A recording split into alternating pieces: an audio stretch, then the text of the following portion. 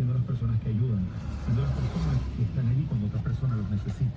Recuerda que el amigo es aquel que te ayuda en los momentos duros, sobre todo cuando hay otros que no saben lo que estás viviendo y por lo tanto hay que empezar por apoyar a otros.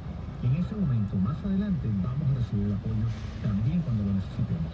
En ese camino te invito a que nos damos amigos a través de las redes sociales, sobre todo en Instagram, puedes sacar tu teléfono celular, abre la aplicación de Instagram.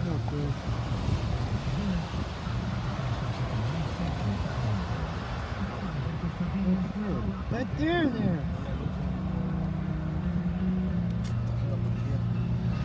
No, man, get back over here, Dan. Get back. Ah.